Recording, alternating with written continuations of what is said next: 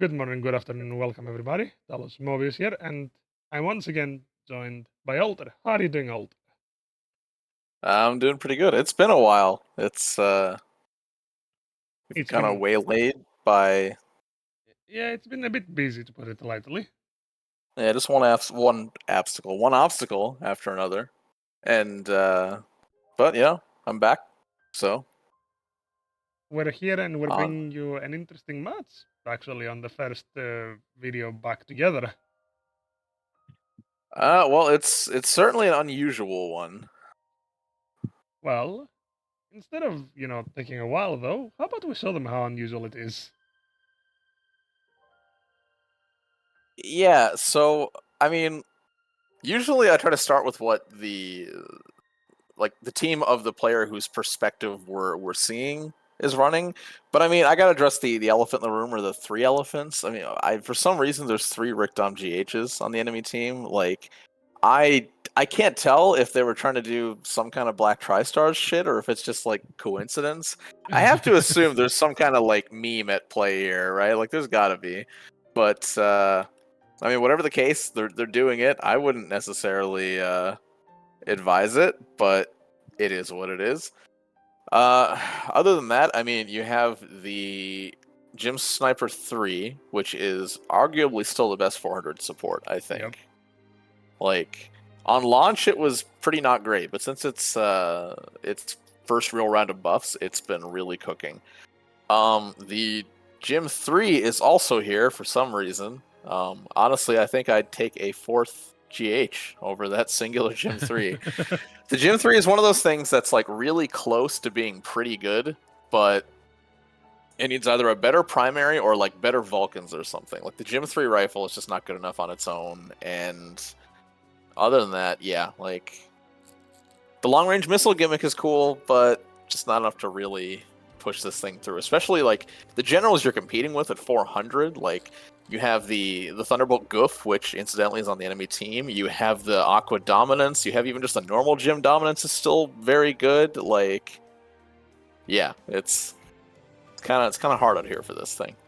Now, for those that are obviously not aware, we're gonna have two perspectives at the same time on this match, which is a bit of a rarity. Actually, we have not done this before. I probably should have said something about that first and foremost. That was oops. Oh Well, well. I guess there might be some I don't know if you can really call it growing pains, but it might be something of an adjustment period to get used to Yep. doing this again. So bear with me. But yeah, for the first time ever, and hopefully not the last time ever, we have multiple perspectives from two people on the same team. Two people on the opposing team would probably be a little bit difficult and also would be insanely chaotic to call. Yep. But at least we can offer you this, which I think is a pretty neat little twist on the format. Now, the two perspectives of from our number one, number two, aka myself, yours truly, and our returning excellent pilot Hyena. Yeah, he was in the he played the Zaku 3 in the last one of these videos that we did. And once So again, anyone he familiar with that will recognize him. comes with a hover unit. Yeah, that's true. So And let's look also at a Team flight A. unit. Yeah, let's look at Team A for now, since we addressed the three elephants, the black triangle stars of the room, as you put it The Black before Trying before we Stars. started. Yeah, I mean, we have the Gym Spartan BD, which is still one of the better raids of 400, and one that's not really talked about enough. I think the Metal Spider is better, but not by that much. Like, I think it's pretty close. You have the Thunderbolt Goof, which is absolutely bonkers. I mean, like, just you have a pretty good all-around kit. It's good from mid-range. It's good from close range. It can fly. Like, it has a heavy stagger whip. It has a really insane machine gun sub-weapon that's better than what a lot of things at much higher costs have. Like, the Hazel Custom doesn't have as good of a machine gun as this thing does. Like, what the fuck is that? But, Thunderbolt. So, and then we have the full armor Slave Wraith, because I guess this guy wanted to make it interesting. Maybe he's doing some kind of ultimate bravery shit or something. The full armor Slave Wraith is one of the most interesting and least viable supports in the entire game. It's cool that it has the It's cool that it has the fake beacon gimmick, but it's just not very good. I mean, if anything, I think the normal slave wraith might be better because at least it can kind of it can like prey on generals, or sorry, on raids. My bad. But it's like this thing, like you're not going to do that to generals playing this. Like in a lot of ways, it feels like playing that like beam rifle assassin style of the Isaac, where you just kind of go pick on generals and knock them down. But like that's not that good, and this is worse than that. And then, interestingly enough, we have the White Dingo Gym Sniper 2, which actually kind of precluded the need for there to be a full armor slave wraith because that has data link. And yeah, I mean it's. It kind of in the same vein as something like the Jagan HE, where it turns out that giving a support a dodge roll is really fucked. Like it's really, really toxic to the game. But yeah, I mean, like I don't think the White Dingo Gym Sniper 2 is quite like game breaking, but it's pretty obnoxious and it's very consistent at what it does. And then we have the Gym 2, which is this is the level 3 Gym 2, isn't it? Yeah, and it had a harpoon gun. We should specify that. Yeah, I mean, the harpoon gun's really the only reason to play the Gym 2, right? It's because you can play it at 300 with the harpoon gun, and that's like, it's a weapon that is, relative to the cost, very, just, it's insane. It's obnoxious. Although you could play the But- harpoon as well in the same sense. Yeah, exactly. And that is an overall better option. Really, just, the Gyms, I should clarify, I think the Gym 2 is only really good in space where you can't play the Aqua Gym. And funnily enough, I would still take the Gym 3 that the enemy team has over the Gym 2. So we've got some really off-color picks in here that should make things kind of interesting. I think. I was gonna say, I think your team kind of has their work cut out for them because you have the full armor slave wraith, and there are 3 raids on that team. Well, shall we get to the match and see how those bizarre teams acted out? Yeah, let's see how it went down.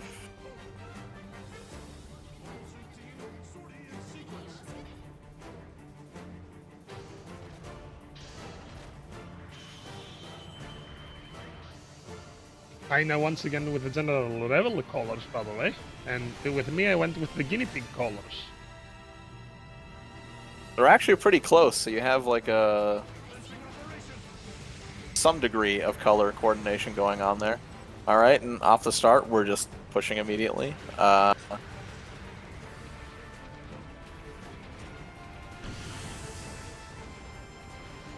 You're just going right out into the box there, the open. Obviously, if you Oh, but now if you want to do that, you want to go around so that you are not going to get hit. And we are yeah, beginning, absolutely. we're beginning the fight already. Not even 30 seconds I in, think- and the fight already begins. I think PJ taking to flight here was actually pretty smart because it's like people are going to be looking at what everyone else in the team is doing, and they're not necessarily going to be looking up. Yep. Over And here something we else see- people don't talk about with flight. Oh, yeah. One of the One down. Oh, and that Well, there whip goes that already. No knockdown from Hyena, as you noticed, making it really easy for me Oh, to finish it off. that Gym Sniper 2 or that Gym Sniper 3 had just no hope. We already see a mono-routine wipe has begun. Yeah, it's going to be really easy to snowball this into a full wipe and then into a pretty commanding lead. Speaking of, Hyena with another kill. That was Yeah. actually a really well-placed bazooka. And a beautiful counter. And followed up with another counter. Yeah, there's not many situations where that counter from behind would work, but I guess just because of the GH's massive sword, that is just one of the exceptions. Correct? So already we see a very commanding lead at the very first minute of the match. Yeah, it's going to be really hard to come back from this. You can see Hyena pretty much harassing the enemy while the enemy has left me to split out their support.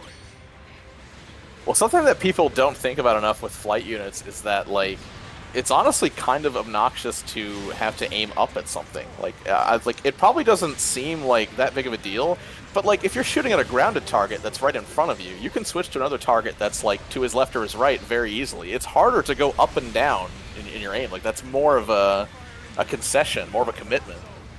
And Yeah. PJ is doing a really good job of abusing that. Speaking of the double machine guns of the having the tri-burst machine gun and also the oh, the legs gave out. The shield sword protected him, but not for long. Yeah, the knuckle machine gun or knuckle gatling or whatever the hell it is has pitiful build stun, but the DPS is actually surprisingly it slaps. Here I got stunned by an ally from behind and then got stunned again, but Hyena came to save me. Very much. Really good whip there. Missed one, but happens. And that Jim Yeah, 3 put nobody's himself in a perfect. very bad position. Yeah, it kind of seems like they're just like frantically trying to like scramble to get kills to take it back, and it's like this is just not the way you do that. Like they need to spawn in as a team and try to create a numbers advantage immediately, which in this case would be by going after you. Well, as you notice, one of them had that exact same thought, not that it went very far with him. Yeah, he's at least got the right idea. The fact that the GHs don't have a role is really... They're paying for it on this map particularly, because there's just so many places you can be shot from. We are in the middle of the chaos, having too many raids in one place does it to you. Yeah, absolutely. And dead, while Hyena is dealing with one of them. He's probably noticed also the other one that is almost dead, and Hyena is taken down as well. Finally, they're making a comeback into that era, although the score is almost double theirs. Now, we gotta look at our number 3, that full armor should not be alive for as long as he's been. I think there's just so much chaos that like nobody can even afford to look at him. Oh no, they are all focusing him, but the problem was that they couldn't kill him in time because he was constantly cut them down. The pilot died, the mobile suit is still alive. How did he manage that? Like, how did he manage to stay alive that long if they were actually fighting him like head on?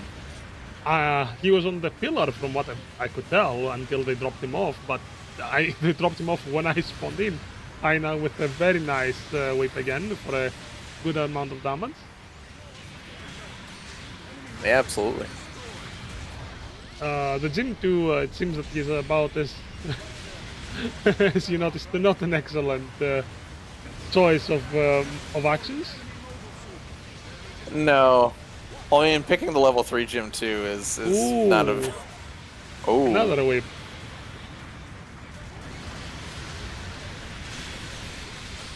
Oh, anti-blast stabilizer moment.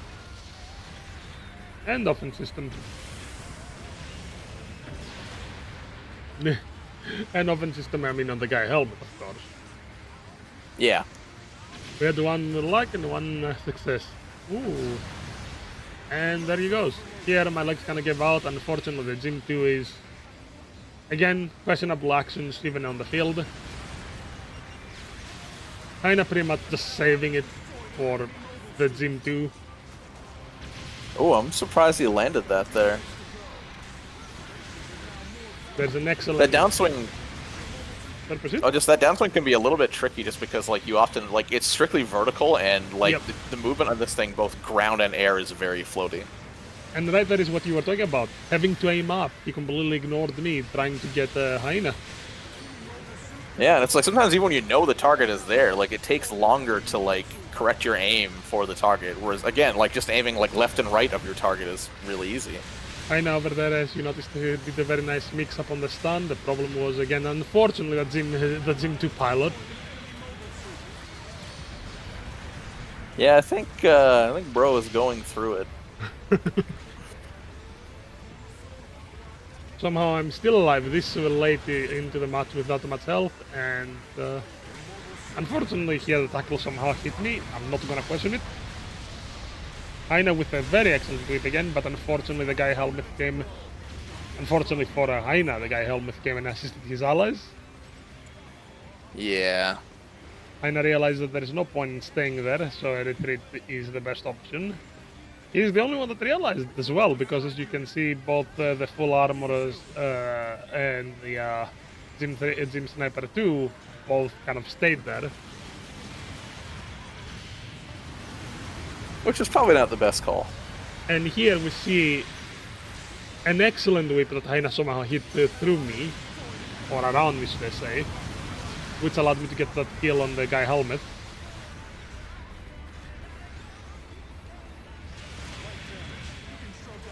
And we're reaching the final seconds of the match.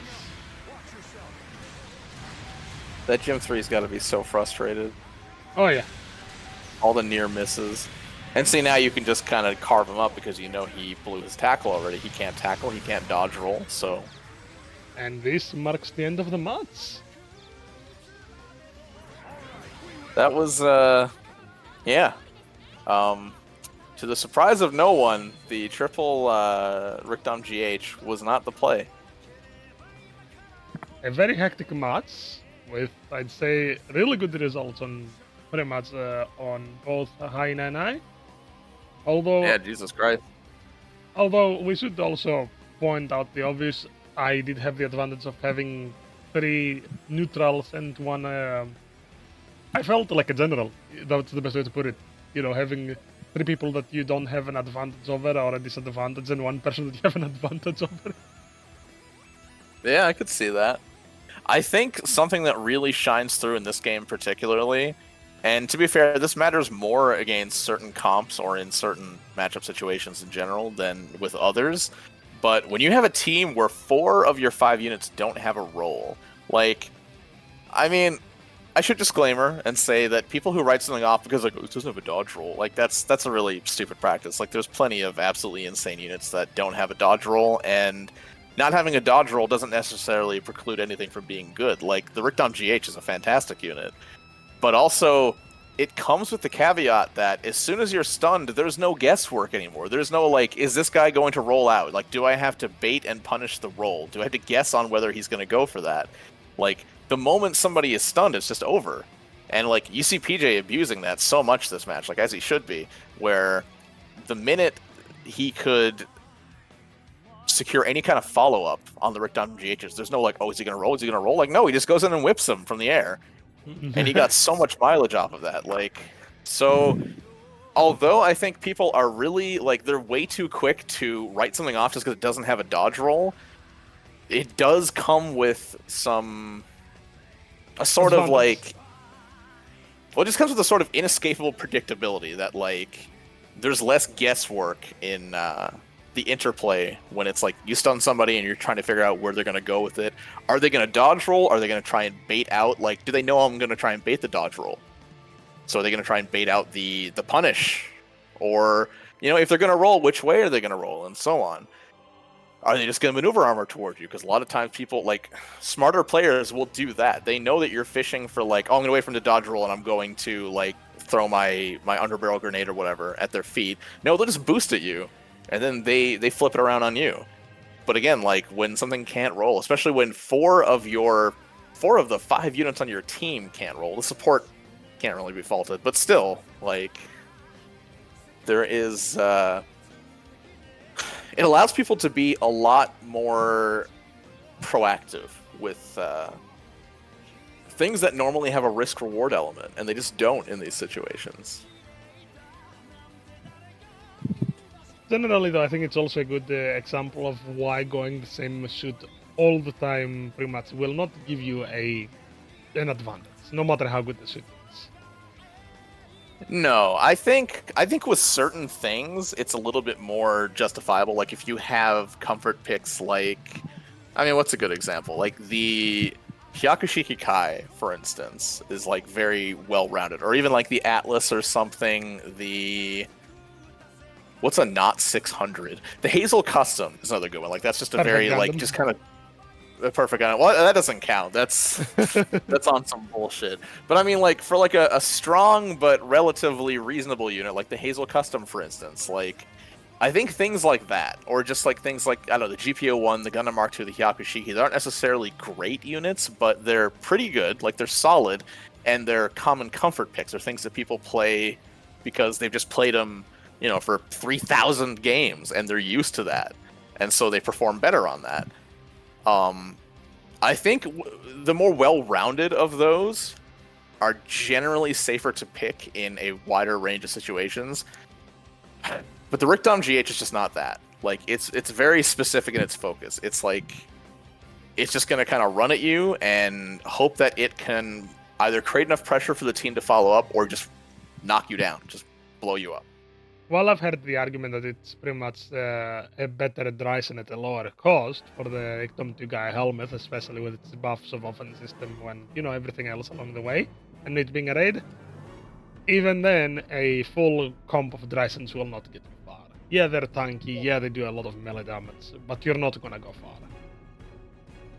Well, and the Dryson is also very range limited, which is also an issue that the Rickdom GH has. So it's like, smart players, if they're playing, well, let's say you're playing the Dryson at 550, it's like the people playing things like the Psychomu Gyaradoga or the like Engage Booster, or what are some 550 generals that aren't absolutely bullshit? I guess you have like the Stark Jagan. I mean, you have the Gyaradoga Kai is kind of borderline, like it's not like bullshit, but it's also pretty blatant power creep. But either way, like, things that can outrange you, people will just outrange you. Like, they will just kite you to death. They will make you come to them, and you will take such a beating trying to close the gap that fights will almost never be in your favor. Like, they're just gonna win this war of attrition against you.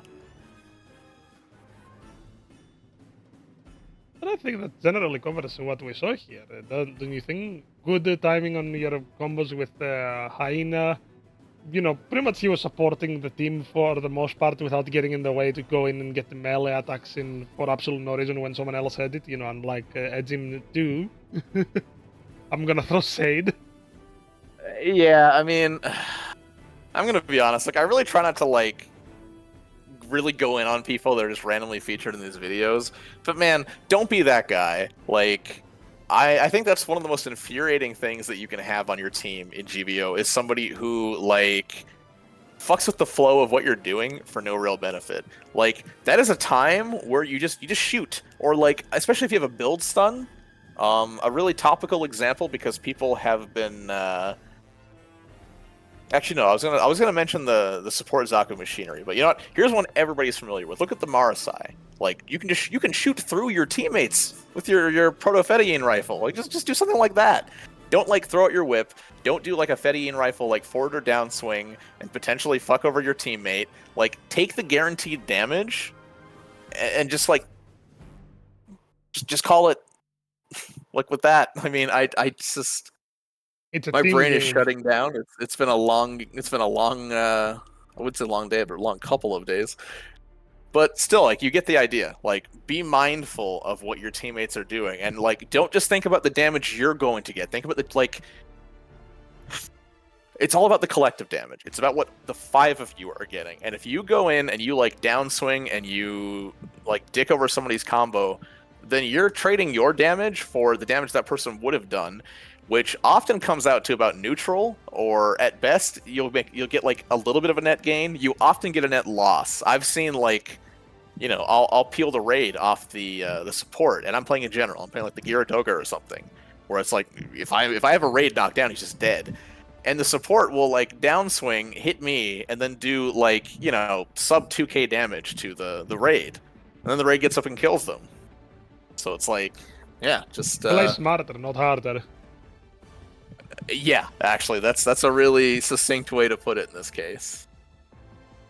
GBO 2 is a team-based game where team hits actually matter a lot more, because those will knock your teammates down or stun them from a combo, which will... Here's the thing, right? I will put it like this. In, let's just say, Call of Duty, you can probably shoot your teammate and kill them, which loses you some points. In GBO 2, if you hit your teammate and knock them over, you've given the enemy team points and a lot of time of pressure away from your team. Well, another big thing to consider there is that you don't get nearly as many iframes when you stand up due to being knocked down to friendly fire. Like, if a teammate knocks you down, yeah, like, it's nothing, and it really sucks. Like, it really dicks you over, especially because sometimes it's not always clear what knocked you down in the moment. You're like, wait, was that a teammate? Was that an ally or an enemy? And then you realize your iframes are gone, and you're like, oh, fuck, what do I do now? And I mean, another thing is like, just if you have to, like, let's look at the gym too. Pelting them with your Vulcans is not going to be the way to go. Like, if you're using that as like your like recourse instead of risking stunning your teammate, that's pretty useless. So maybe you do want to go in for a melee, but like just do like a forward swing or something. Like something where it's like you still try not to hit your teammate, but if you hit your teammate, you're just gonna stun them instead of knocking them down and like cause them to lose all that pressure, all that momentum on top of the damage. And on top of that, especially don't hit your teammates from behind if you can, because if it's a raid that has a level 3 melee priority and it's doing a lot of damage on an enemy, even if you hit them from behind, you ignore their melee priority, which means that the raid suddenly lost also all of its damage. Yeah. Hitting teammates gives up points of your team to the enemy by letting enemies stay alive longer. But I digress. I think it was a really interesting match because there are units that you don't see often. Yeah, absolutely. You know what? Actually, I will make one small addendum to what I said because this is a really cool, like, kind of advanced technique in GBO that I never see anybody do, which is off of certain counters, not all counters, but like for instance, kick counters as like for an example of like one universal choice where you can do this. There is a brief period where after your teammate has countered the person, they can be hit, like the opponent can be struck, but your teammate is still in iframes and they're completely immune to stuns and everything.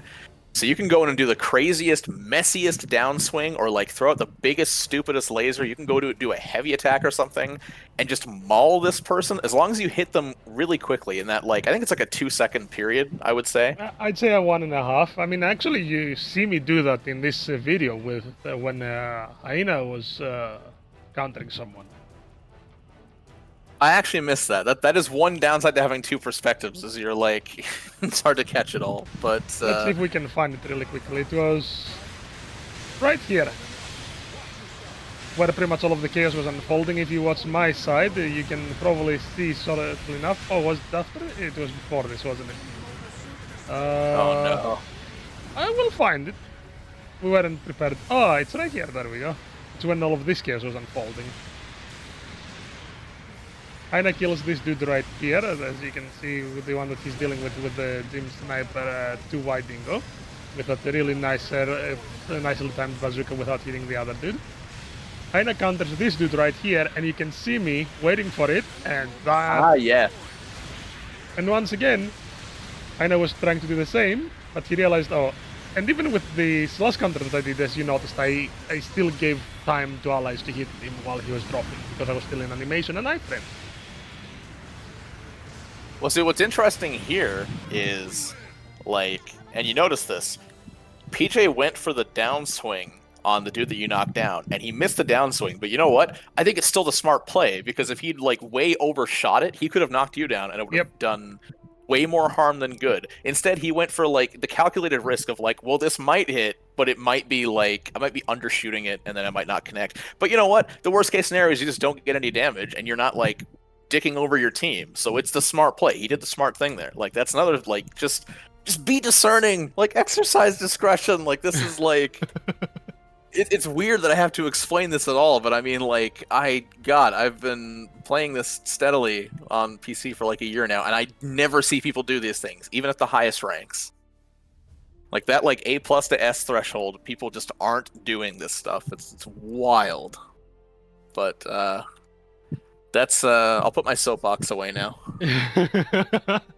I think that though covers a lot of the majority of pretty much how you see teammates who have been playing for a while, because Hyena and I have been playing together since late year 1, early year 2. And yeah, that's wild. One thing that you need to realize is that when you're playing with a team, and especially a teammate you can coordinate, or a teammate that is smart enough to realize what you're gonna do, you can get away with murder. Like, look at the match, look at the vast difference in score. Whereas the guy helmets are really oppressive right now, because they're everywhere. And for those that don't know it on PC, in case that you haven't been following console news, some space units became available on ground, and that's why they're played more now. Like, you'll see Pale Rider space types anywhere now on console. Actually, this might be next week's video, where there's a Pale Rider space type on ground. Well, there you go. Yeah, most of the units that got that treatment are like just pretty good, even like kind of more situational. But the Ricton GH and the GPO1FB are absolutely insane. Like those are things that are actually disrupting the meta at their respective costs. And on that, specific note on upcoming videos, the Varguel and the Gerazulu Angelo type are both coming at a later date, but not too far away now, due to every interruption that we had in our everyday life. So look forward to these. Speaking of mobile suits that, are ground capable. Yeah, sure enough. And by the time that this video is up, in a few hours, you're gonna get the Xi with the 6th anniversary. Look forward to it. It's gonna be really fun, I think. They did say that there are a lot of things that are coming along with the anniversary that they didn't mention in the 6th anniversary announcement. So we might be getting something new, battle sims and everything. So I think that will create more fun matches, plus the 50+ free mobile suits. I think for newer players that don't have those units, that will create a much larger diversity in their repertoire of mobile suits, which I think will open up a large opportunity for players that are new and told alike to play more units and newer units. Yeah, it'll be a welcome change to say the least. Now, because I think that we've covered everything, I've even reminded people that we were getting the 6th anniversary. Am I right, Alter? Yeah, we'll see you next time, which will actually be when it's supposed to be. And we won't be going a couple weeks without regular updates again. Yep. We'll talk to you all later. And see you on the We'll battlefield. see you next time.